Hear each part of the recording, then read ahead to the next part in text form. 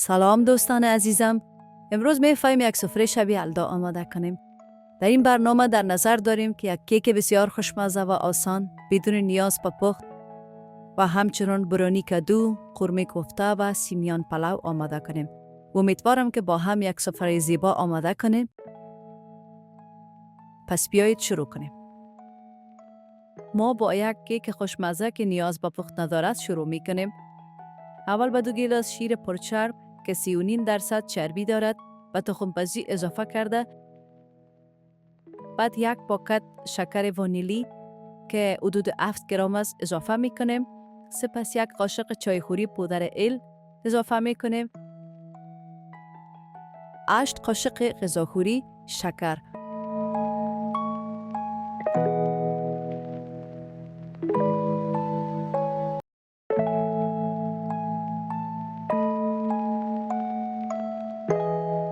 بعداً 4 قاشق غذاخوری آرد ساده سفید.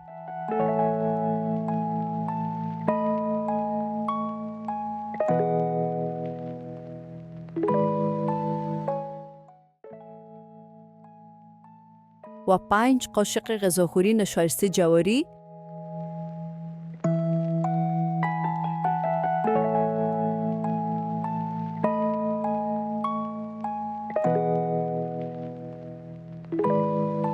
حالا همه مواد را خوب با هم مخلوط میکنیم که تا گلوله نشود.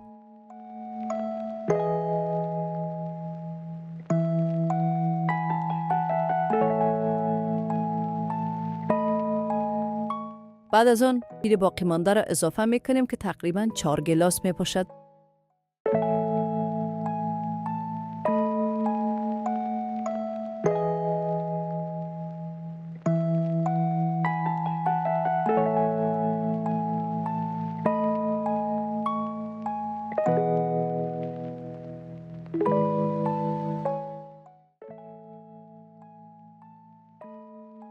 جمعاً 1 لیتر و 200 میلی لیتر می باشد. حالا تخم‌پزی را روی منقل میگذاریم. البته به حرارت متوسط روشن میکنیم. موادمان را متواتر به هم میزنیم که نسوزد. وقتی گرم شد 1 قاشق غذاخوری مسکه اضافه میکنیم. به همین شکل ادامه میدیم.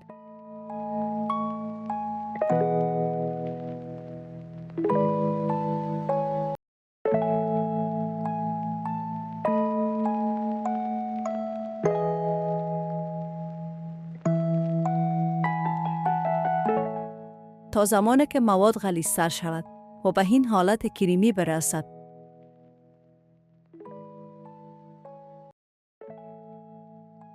سپس آن را از روی منقل برمی داریم و وقتی هنوز گرم هست 100 گرم شکلات سفید را خرد کرده به آن اضافه می کنیم.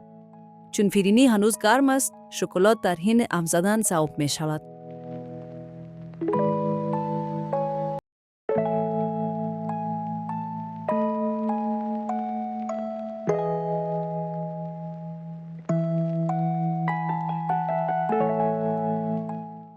حالا به بیسکویت نیاز داریم. می توانید هر نوعی را که دوست دارید استفاده کنید.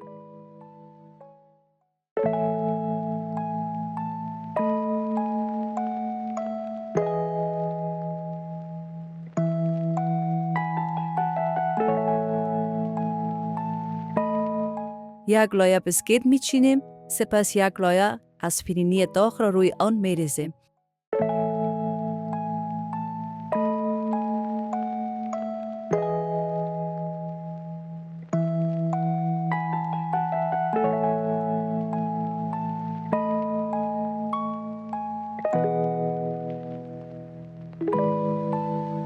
بعد دوباره 1 لایه بیسکویت.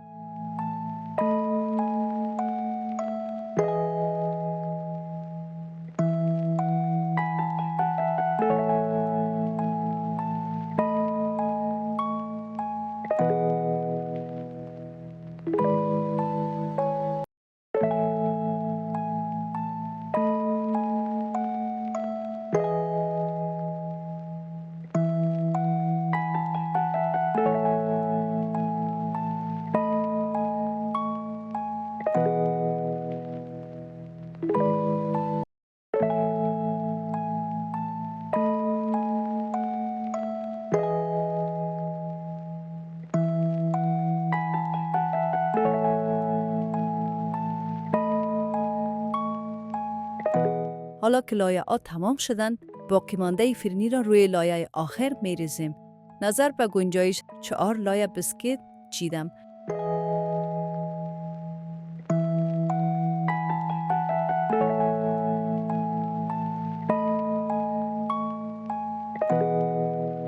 سپس با این ابزار روی آن را صاف می کنیم.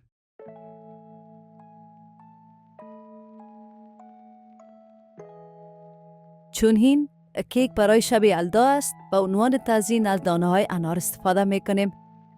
در ابتدا چند خط روی کیک به عنوان تزیین می گذارم.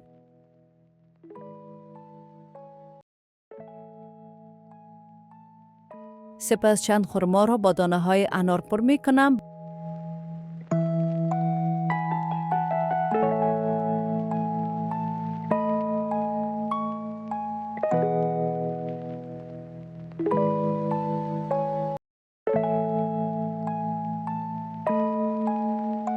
بروی هر تکه کیک یک خرما با یک برگ نعنا میگذارم.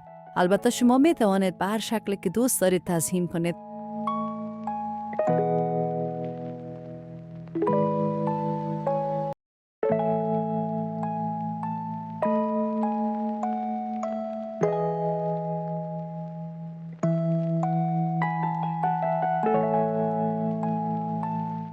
حالا باید کیک را حداقل 3 ساعت کنار بگذاریم تا خنک شود و بسکویت ها فرنی را خوب به خود جذب کند. بقیه خرما ها را هم با دانه های انار پر می کنم و این طور تزیین کردم.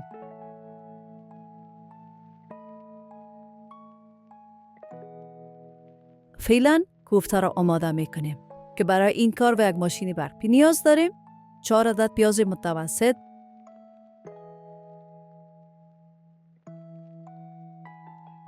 4 دانه سیر، 4 عدد مرچ تازه، البته به میل خودتان می باشد. همو بسیار خوش‌طعم می سازد. و گشنیز تازه نیاز داریم. همه مواد را خرد می کنیم و در ماشین برقی می ریزیم.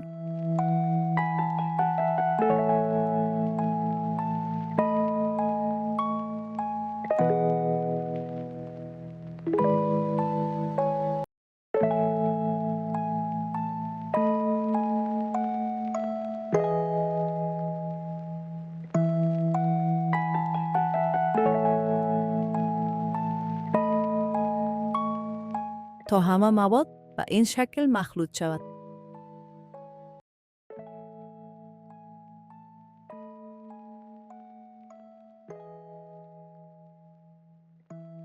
سپس 2 عدد مرچ سبز و چند برگ گشنیز را نیز ریز ریز خرد کرده به آن اضافه می کنیم.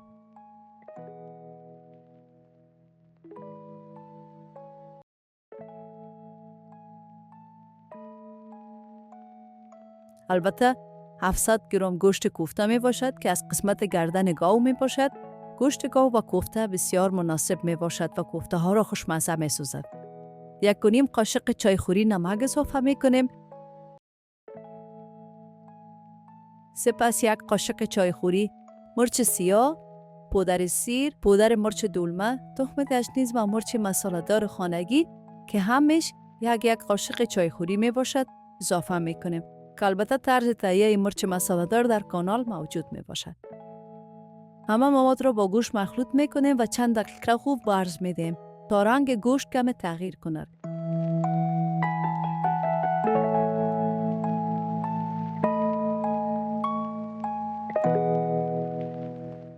بعد از آن کم نمک در آب اضافه می کنیم و دستای ما را در آب نمک تر نموده قبل از اینکه کوفته ها را درست کنیم. درست کردن کوفته ها با آب نمک کمک می کند که هنگام پخت شکل خود را حفظ کند و وا نرود، باز و میده نشود. امروز کوفته ها را به این شکل آماده می کنیم. فعلا کوفته ها آماده شدن. به این شکل 12 عدد می باشد. من از یک دیگ برقی کلان استفاده کردم. به هر نوع دیگ می شود پخته کنیم. سپس 100 میلی لیتر روغن مایع اضافه کردم و گذاشتم کمی داغ شود. بعد از آن 4 عدد پیاز متوسط ریزه شده و 2 دندان سیر خرد شده بالای روغن اضافه کردم.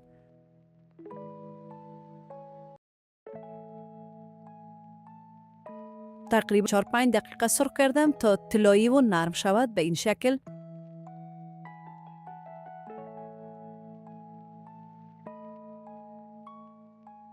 2 عدد باندجان رومی تازه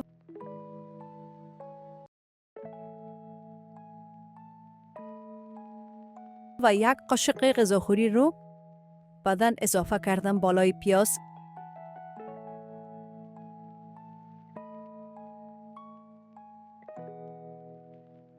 از این ادویه ها استفاده می کنم. پودر تخم گشنیز، پودر مرچ دلمه، زردچوبه که امش نیم قاشق چایخوری می باشد و همچنان 1.5 قاشق چایخوری نمک می باشد.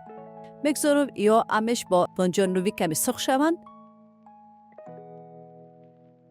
تا به این شکل لعابی شوند و بعد از آن 6 گیلاس آب جوش را اضافه کردم.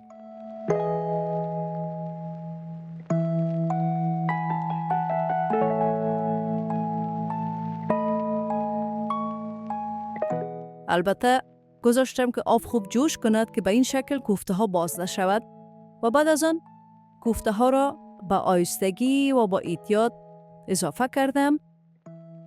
وقتی کوفته ها را اضافه کردیم به هیچ وجه شور نمی دهیم که چون کوفته ها باز میشن و در صورت نیاز از اطراف دیگ یا دو طرف دیگ گرفته تکان یا شور می دهیم با احتیاط.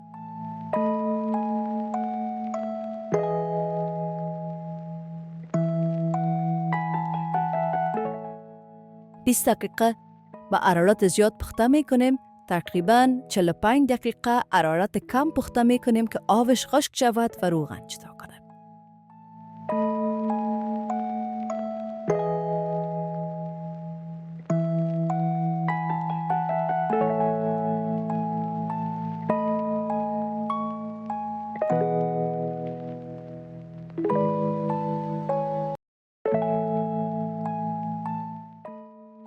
حالا برانی کدو را پخته می کنیم. اول 100 میلی لیتر روغن مائع یا نیم گیلاس به تخم پزی می ریزیم و میگذاریم داغ شود. وقتی روغن داغ شد 700 گرم کدو را که قبلا پوست و به این شکل آماده و ریزه کردم اضافه می کنیم.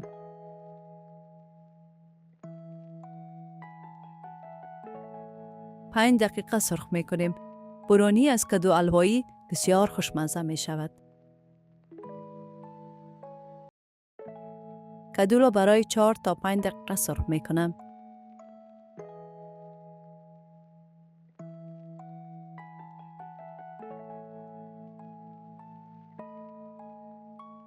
سپس 2 قاشق غذاخوری شکر اضافه می کنم و میگذارم شکر آب شود و کمی کاراملی شود.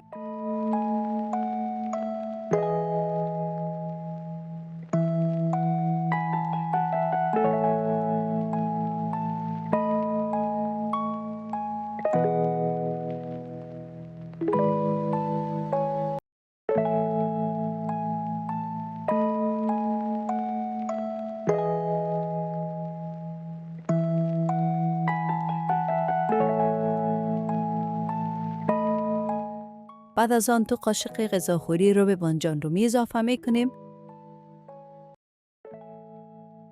بعد 2 دندان سیر خرد شده اضافه می کنیم. سرخ می کنیم تا رو خوب با همه چیز مخلوط شود.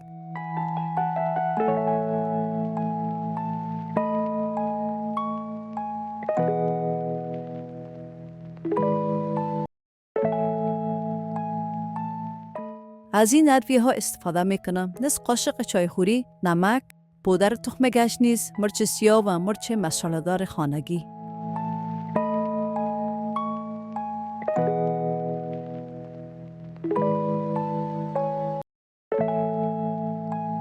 بعد از آن 1 گیلاس آب اضافه می کنیم.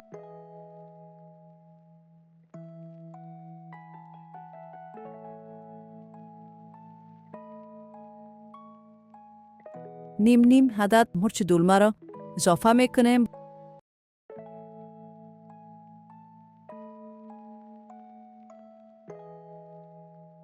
دوباره نیم گیلاس آب داغ دیگر اضافه میکنیم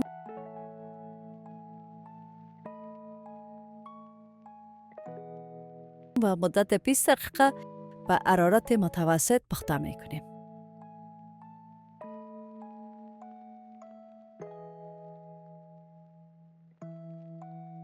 حالا به سراغ آماده کردن سیمیان پلو می رویم.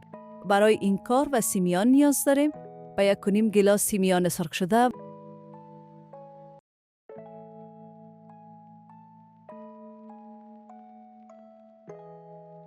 و 1 گیلاس سیمیان معمولی.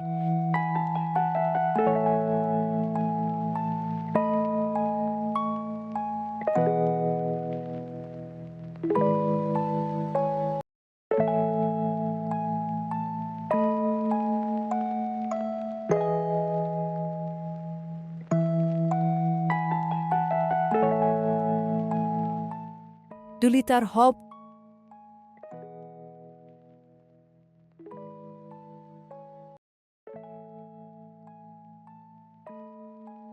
و 1.5 قاشق غذاخوری نمک اضافه میکنیم. آب وقتی به جوش آمد برنج رو اضافه میکنیم.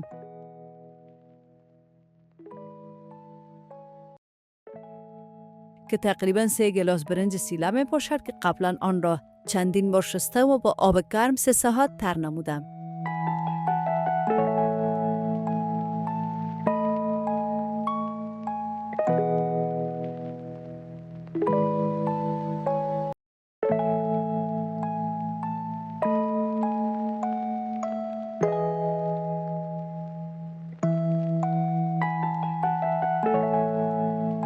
و مدت 2-3 دقیقه برنج را پخته می کنیم.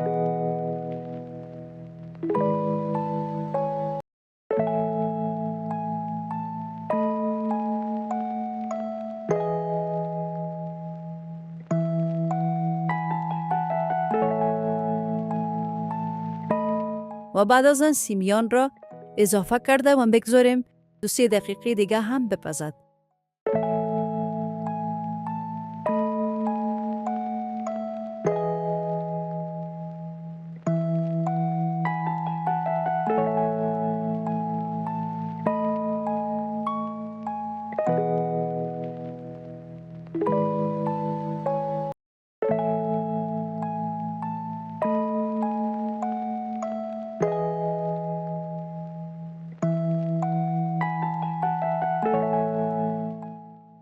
و بعد از آن آب کش میکنیم.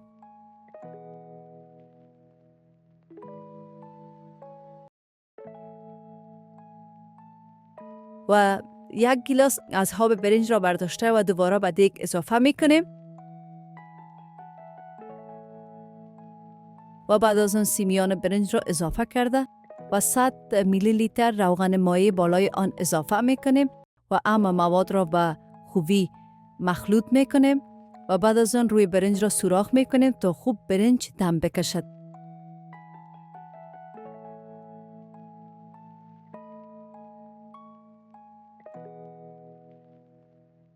به 1 قاشق چایخوری مصالحه پلو اضافه میکنیم. پشت دیگ را با دستمال آشپزخانه میپوشانیم و بالای دیگ میگذاریم و مدت 2-3 دقیقه به حرارت زیاد میمونیم که تا خوب بخار بگیرد داخل دیگ. به این شکل میفهمیم که بخار کافی جمع شده، بخار از کنارهای دیگ بیرون میآید و همچنان دم دیگ تر شده. حرارت را بسیار کم میسازیم و مدت 20 دقیقه دم میدیم به حرارت کم. حالا وقت کشیدن کوفته ها است. من دوست دارم کوفته ها را به این شکل به ظرف بکشم. اما شما می توانید به هر شکلی که دوست دارید بکشید. سپس چون به خاطر شب یلدا هست دوباره با دانه های انار تزیین می کنم. همچنین از گشنیز استفاده می کنم تا زیباتر به نظر برسد.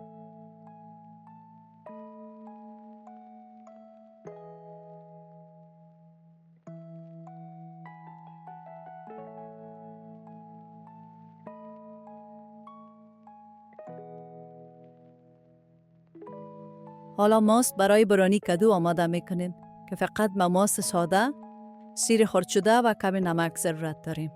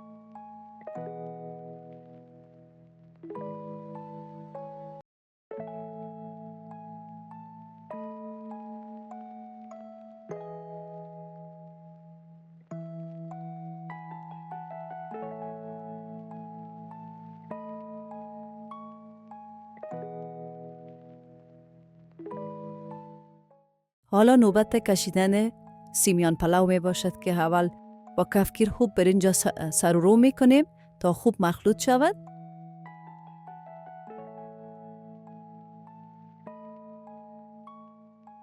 بعد از آن به این شکل به هوری می کشیم.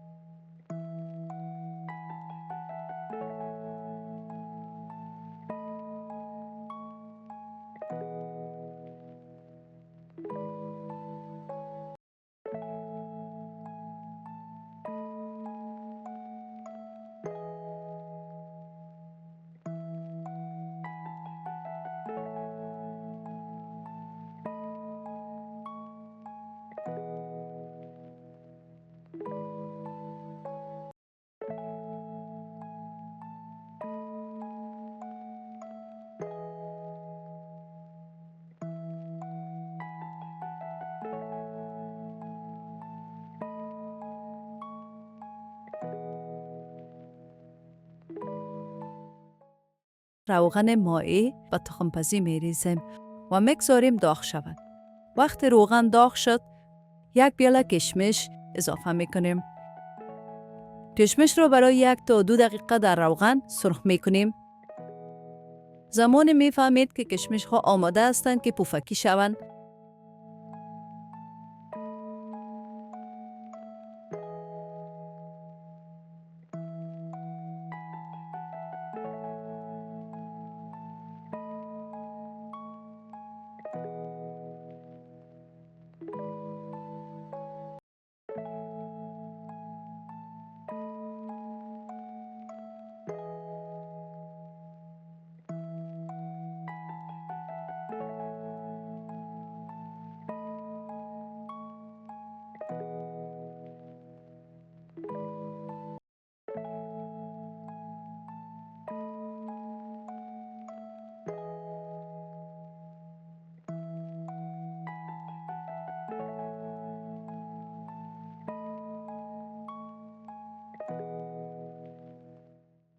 حالا سفره شب یلدای ما آماده است. امیدوارم همه شما از چیزی که با هم درست کردیم خوشتون بیاید.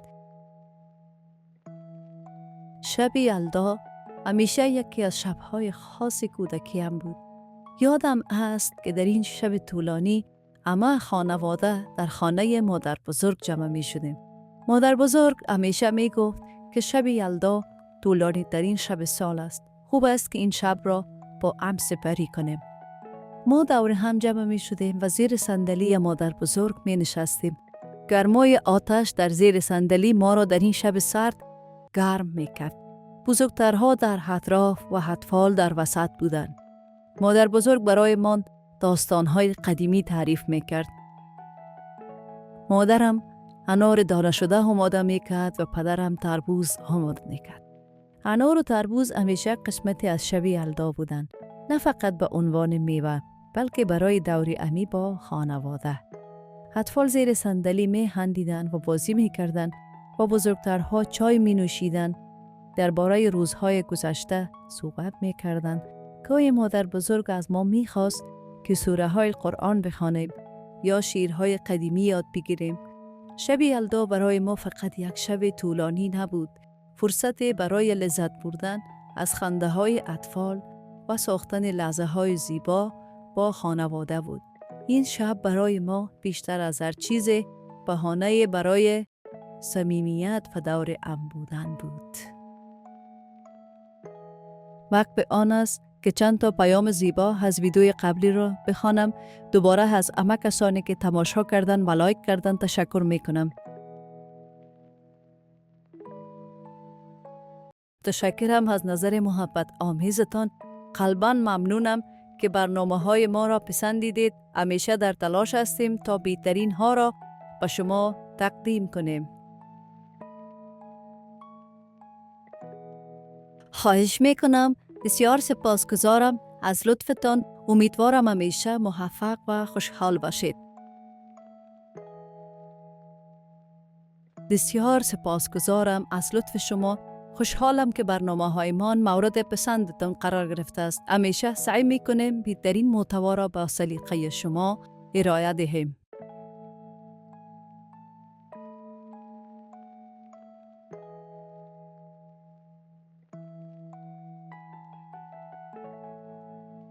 اجازه بدهید یک بشقاب برای شما آماده کنم. با ما بمانید. بعد از این کیک را هم برش میزنیم و با هم میبینیم که چطور شده است.